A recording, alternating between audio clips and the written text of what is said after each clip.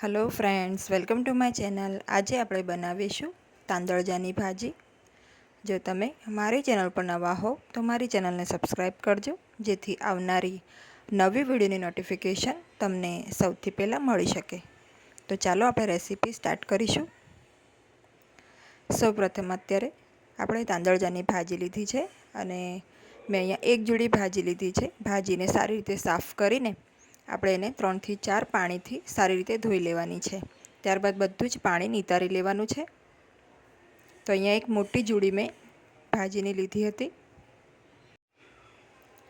હવે મેં અહીંયા એક મોટી સાઇઝની ડુંગળીને આ રીતે એકદમ ઝીણી સમારી લીધી છે અને 4 નંગ સૂકા લાલ મરચાં લીધા છે। 4 ટેબલસ્પૂન જેટલું આપણે તેલ ગરમ કરીશું। तेल बराबर गरम थई जाए एटले आपणे एमां सौप्रथम झीणी समारेली डूंगळी नाखीशुं। गैसनी फ्लेम अत्यारे आपणे मीडियम राखवानी छे। मीडियम फ्लेम पर आपणे 2 થી 3 मिनिट सुधी डूंगळीने सरस रीते तेलमां थवा दईशुं।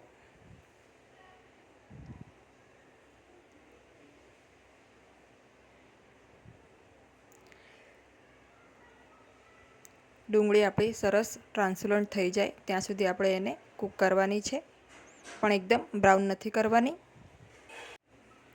તો આ રીતે આપણે 2 થી 3 મિનિટ ડુંગળીને મીડિયમ ફ્લેમ ઉપર થવા દઈશું। હવે આપણે આમાં સૂકા લાલ મરચાં છે એ નાખી દઈશું। તો મરચાંને આ રીતે મેં તોડીને નાખ્યા છે।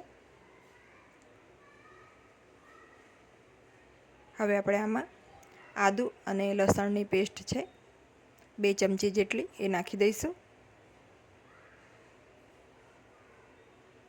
1 મિનિટ માટે આપણે આને થવા દઈશું બરાબર તેલમાં।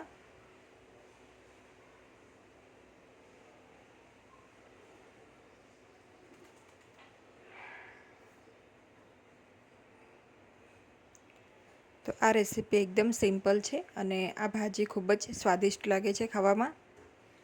एक वखत जरूरथी ट्राय करजो तमे आ भाजी।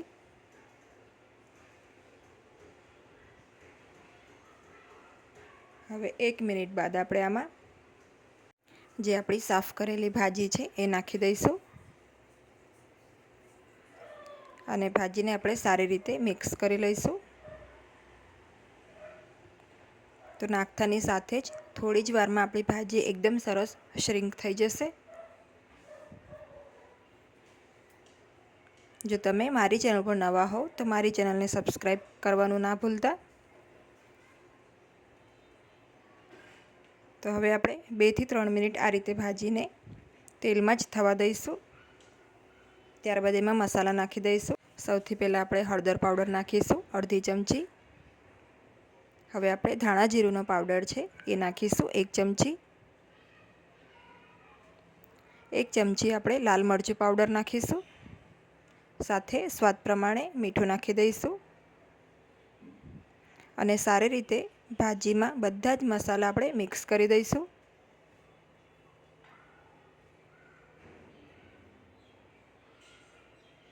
हवे आपणे आ भाजीने एकदम लो फ्लेम पर थवा देवानी छे ज्यां सुधी आमांथी बधुं ज पाणी बળી जाए अने ऑइल सेपरेट थई जाए त्यां सुधी आपणे आने सारी रीते कूक करवानी छे। तो आपणे गैसनी फ्लेम एकदम लो राखवानी छे अने लो फ्लेम पर ज आपणे आने बराबर कूक करीशुं। तो 15 થી 20 मिनिट बाद તમે જોઈ શકો છો બધું જ પાણી બળી ગયું છે। ભાજીમાં બિલકુલ પાણી નથી હવે અને ધીરે ધીરે ઓઇલ પણ સેપરેટ થવા લાગ્યું છે। તો તમારે આ સ્ટેજ સુધી આપણે ભાજીને બરાબર કૂક કરવાની। તો આપણી તાંદળજાની ભાજી રેડી છે। હવે આપણે આને સર્વ કરી લઈએ। तो आ तांदळजानी भाजीने तमे भाखरी साथे रोटला साथे अने रोटली साथे पण सर्व करी शको छो। खूब ज टेस्टी बने छे आ शाक। तो आ रेसिपी एक वखत जरूरथी ट्राय करजो। जो तमने आजनी आ रेसिपी गमी होय तो विडियोने लाइक अने शेर करजो અને મારી ચેનલને સબસ્ક્રાઈબ કરજો. Thanks for watching.